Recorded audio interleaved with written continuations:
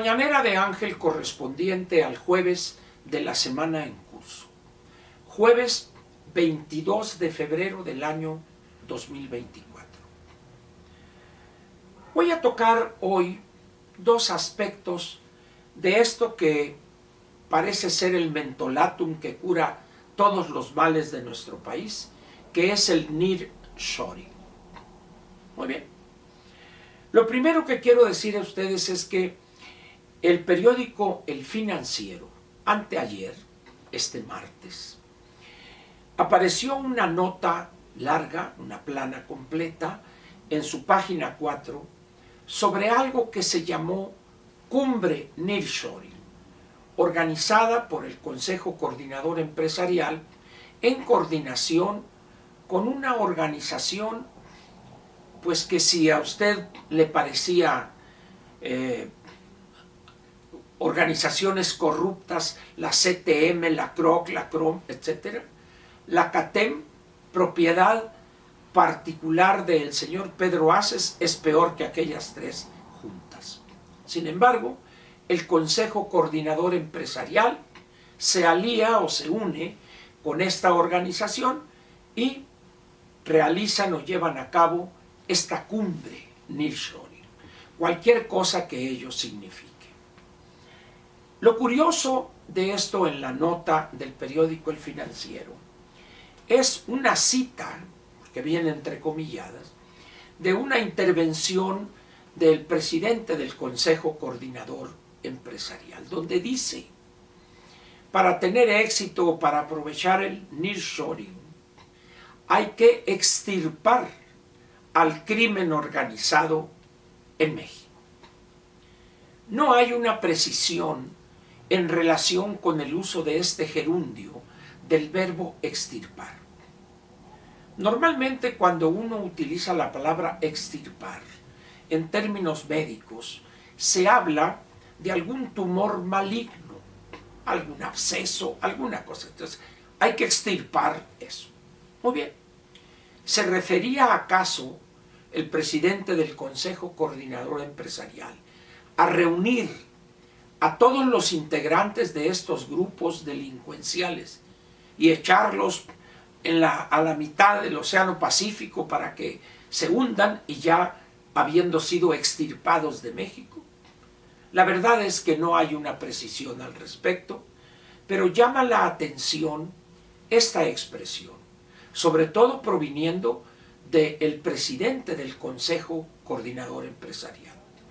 En todo caso, uno esperaría aplicar la ley, utilizar el monopolio legítimo de la violencia, que es el Estado, pero no. Él habla de extirpar al crimen organizado. ¿Quién debe extirpar a estos criminales o a estos grupos? O a esto que llama él el crimen organizado.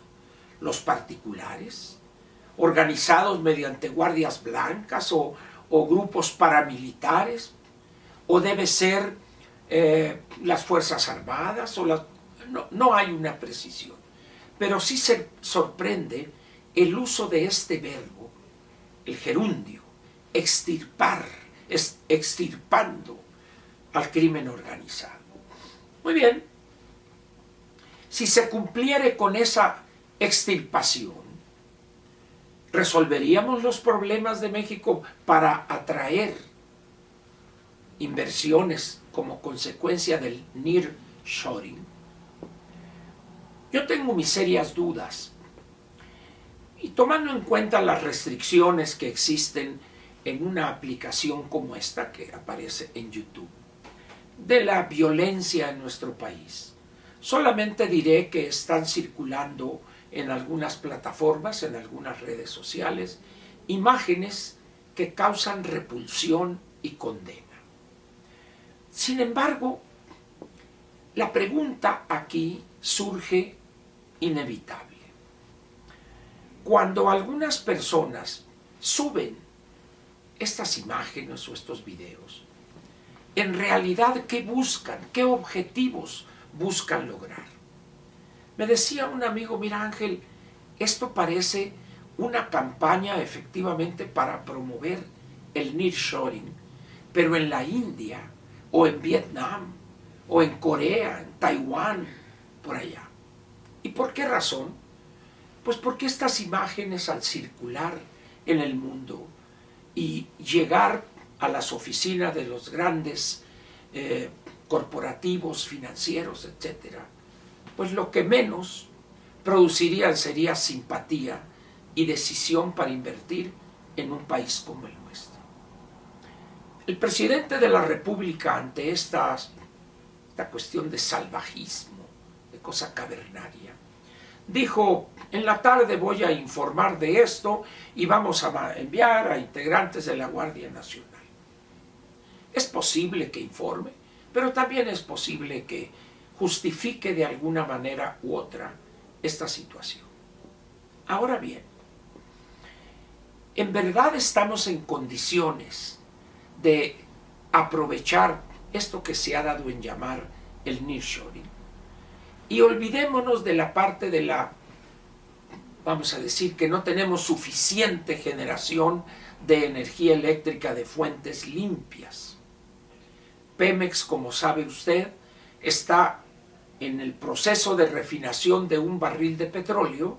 El 34-35% es combustóleo sucio y solamente el 32 o 33% son gasolinas. Como no tiene una capacidad infinita Petróleos Mexicanos para almacenar este energético, este combustible, el combustóleo, se le vende a Comisión Federal y ya son conocidos los efectos que ha generado la refinería de Tula y la de Cadereyta en Nuevo León.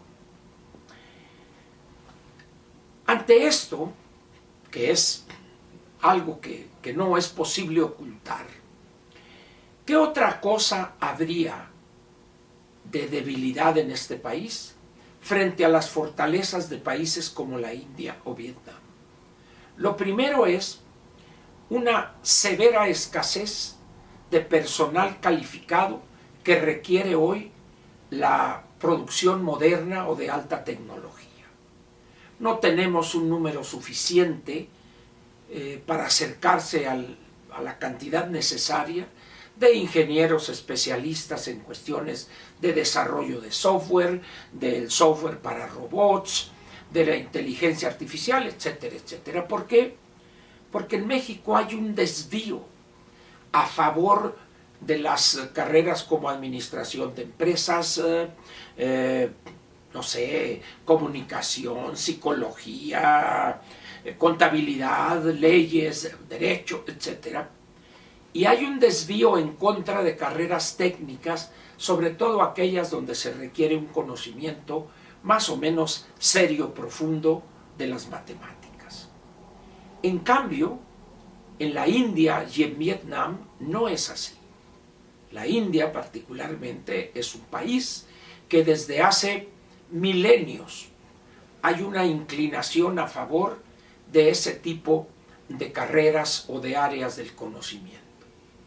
Pero también la India ha generado, al igual que Vietnam y al igual que en el país que han tomado como modelo, que es la República Popular China, de una red altamente compleja y eficiente de proveeduría, cosa que no tenemos nosotros para empresas que utilizan alta tecnología en sus procesos productivos.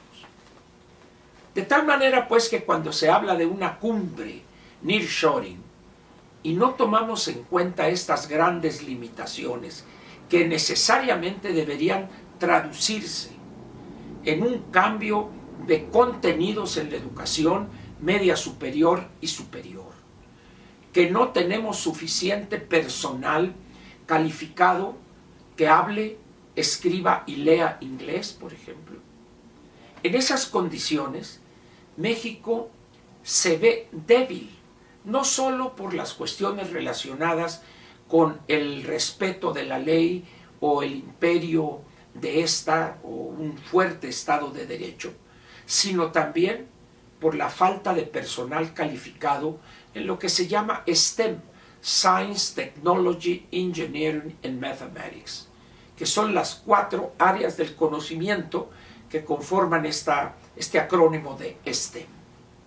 En cambio, otros países, no solo la India y Vietnam, sino Corea, Taiwán, Singapur, son países donde la educación tiene esos contenidos y arroja al mercado laboral año con año cantidades importantes de especialistas en esas materias. En México, pues, hay una serie de carencias que nos impiden estructuralmente aprovechar el nearshoring, que todo el mundo habla de él y hablan de decenas de miles de millones de dólares que van a llegar y esto.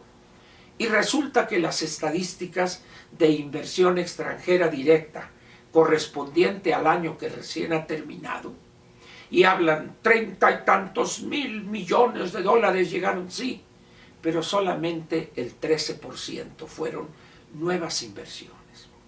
De tal manera pues que el famosísimo nearshoring por ningún lado aparece.